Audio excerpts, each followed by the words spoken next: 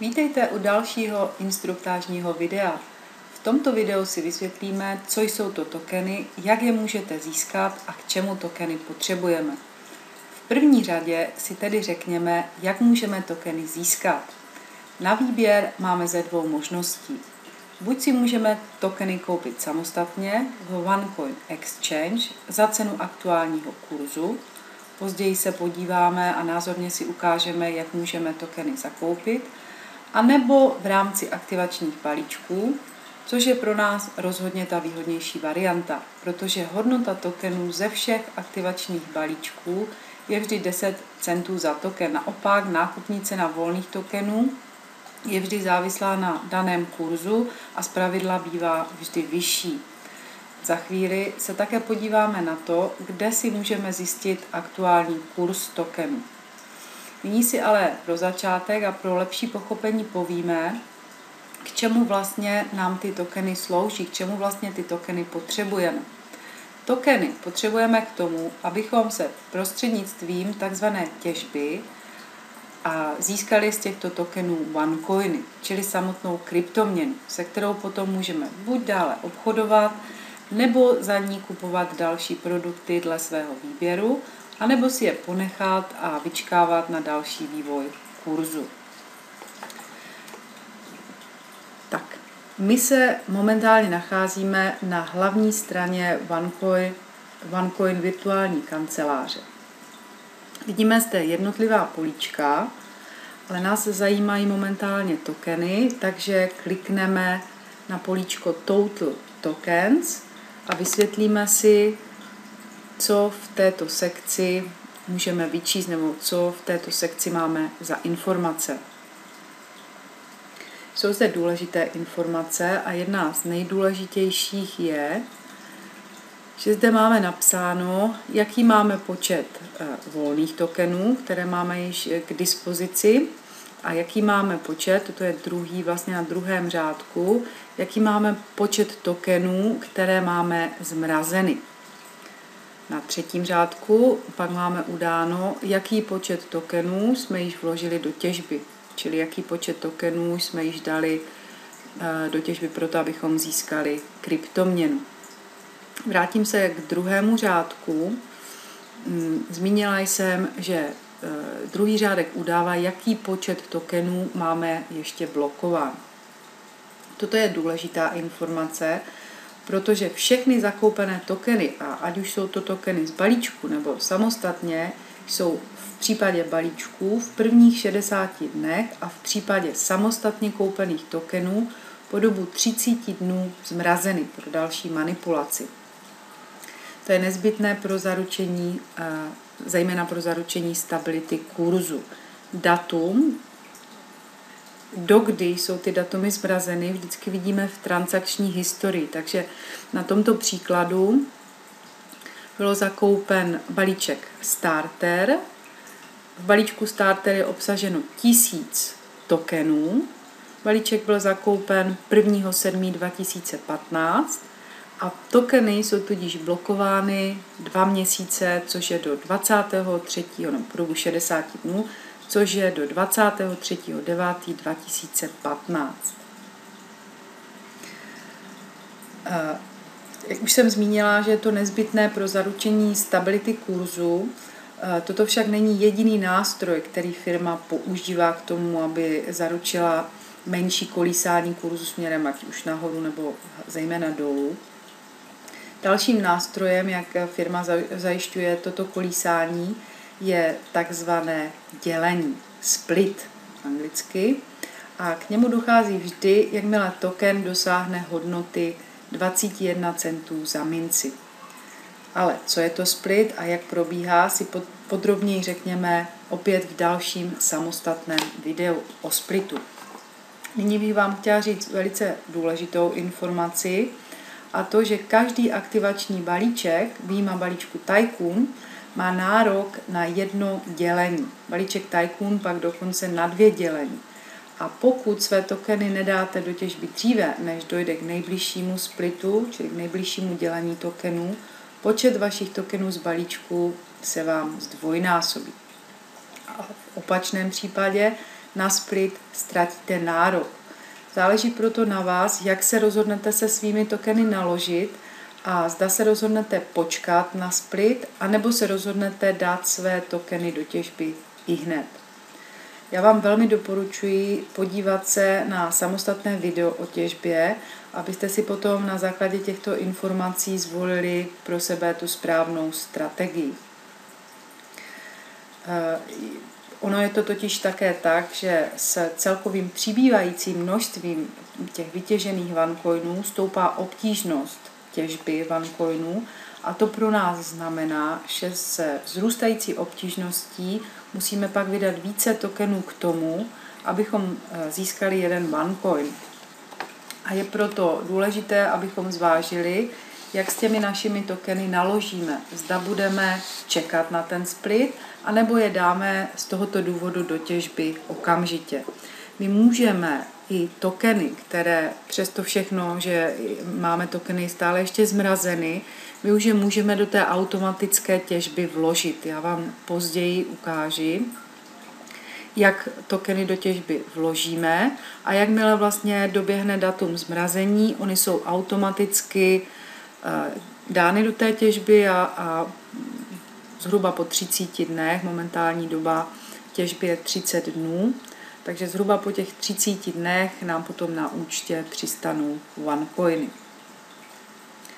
Tak, pojďme se ale nyní posunout dále a pojďme se podívat, kde si můžeme zjistit jednak jak aktuální hodnotu tokenů, ale nejen tokenů, také OneCoinů a Aurum Gold Coinů, a kde si také můžeme v případě zájmu, že si chceme koupit volné tokeny, tokeny zakoupit. Toto všechno najdeme v sekci Exchange, čili česky ve směnárně. A pokud chceme nakupovat či prodávat, je k tomu určená sekce, tady tlačítko Trading, obchodování. Takže já na toto tlačítko kliknu a jsou zde znázorněny jednotlivé grafy. Na těchto jednotlivých grafech vidíme vždy nákupní a prodejní cenu. V případě tohoto grafu se jedná o OneCoin, protože máme tady nahoře nám červeně svítí OneCoin. Pokud bychom překlikli na Aurum Gold Coin, pak nám udává hodnotu Aurum Gold Coinu a my se momentálně zajímáme o token, takže překlikneme na tlačítko token. Se mnou momentálně nespolupracuje internet, ale za malou chviličku tam budeme určitě přesměrování. Tak, až jsme tady.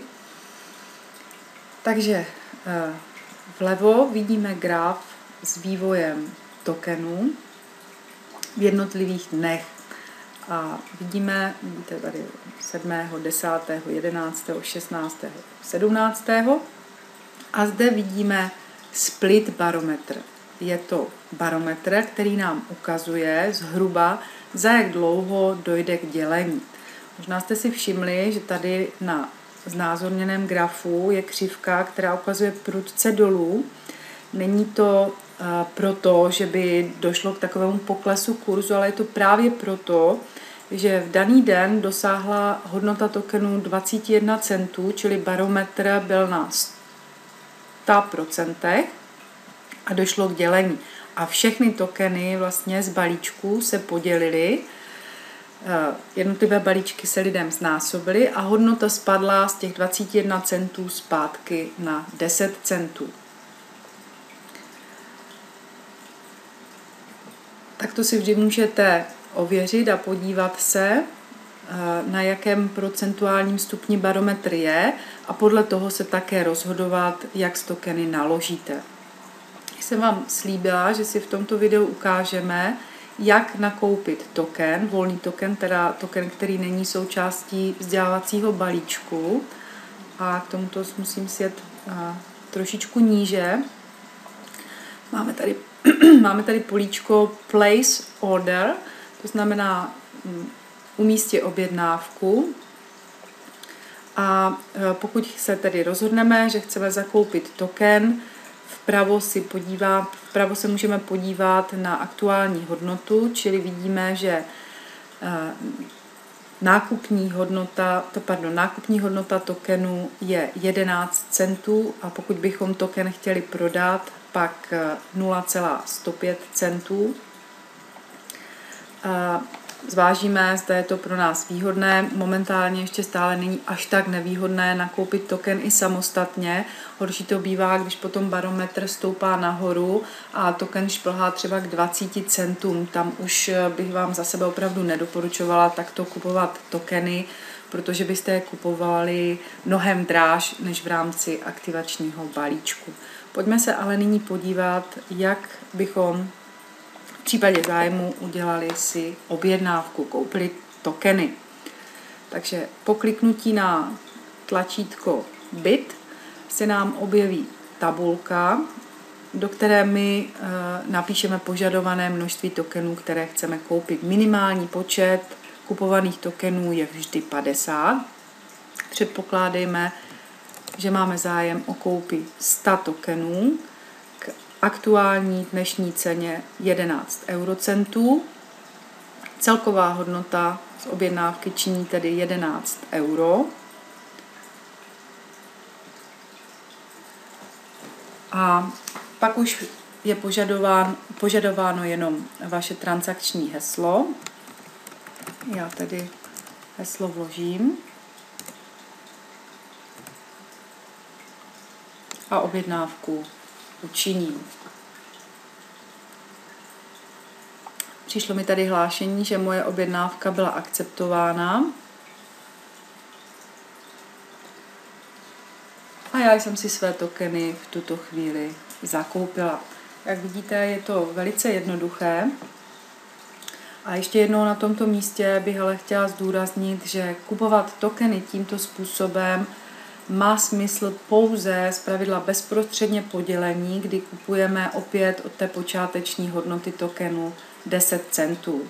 A nebo pokud si už chcete vyzkoušet vložit tokeny do těžby, pokud už si chcete vyzkoušet tu práci s tokeny a nemáte momentálně třeba 100 euro na balíček v té nejnižší hodnotě 100 euro.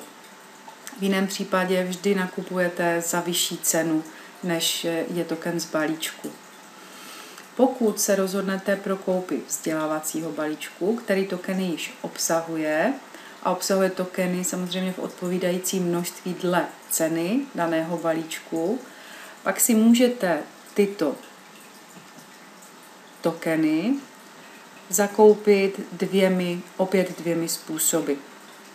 Buď můžete svůj stávající balíček, který máte, upgradeovat. My tady máme příklad koupy startovacího balíčku, to znamená, kdybych chtěla svůj balíček upgradeovat do další stupeň.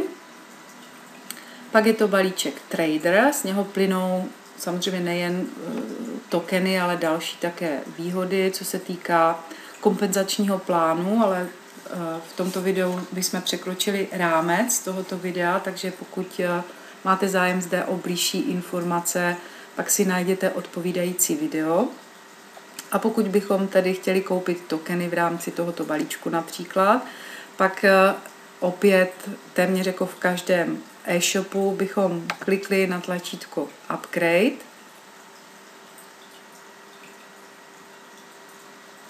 Zkontrolovali, že opravdu chceme zakoupit v tomto konkrétním případě balíček Trader za 500 eur. Zvolili odpovídající platební metodu, která nám nejvíce vyhovuje, a klikli na objednávku. Takhle jednoduché to je. Další možností, která se nám nabízí, jak získat tokeny, je koupit tokeny v rámci vlastně takzvaného gift kódu, dárkového balíčku, a tuto objednávku můžeme učinit v sekci Shop. Můžeme, když klikneme na gift kód, opět zvolit dárkový balíček, který nám vyhovuje a který chceme koupit, a to nejen pro sebe, ale máme také možnost tento dárkový kód někomu poslat. A poté, co bychom velmi opět jednoduchým postupem kliknutí zvolili odpovídající kód, který chceme zakoupit, poté platební metodu, která nám nejvíce vyhovuje, a odeslali objednávku, bychom tento kód buď tedy, pokud ho chceme darovat, někomu poslali, anebo máme také možnost si tento kód nahrát v sekci, pořád ještě jsem se nevzdálila, se sekce Shop. Máme tady speciální pole k tomu určené, Redeem, gift code, a kdybych tento platný, samozřejmě gift code, vložila do tohoto políčka, pak by automaticky, je to opravdu, jsou to sekundy, nebo ani ne sekundy, pak by se tento kód nahrál do mého OneCoin účtu a změnilo by se v tu chvíli také jednak můj status a samozřejmě na hlavní straně bychom potom i hned viděli, že nám z balíčku přibylo odpovídající množství tokenů. Pro podrobnější informace, ať už o splitu, těžbě anebo obchodování s OneCoiny, si zvolte další instruktážní video s daným tématem. Já vám nyní děkuji za pozornost a těším se na vás u dalšího videa.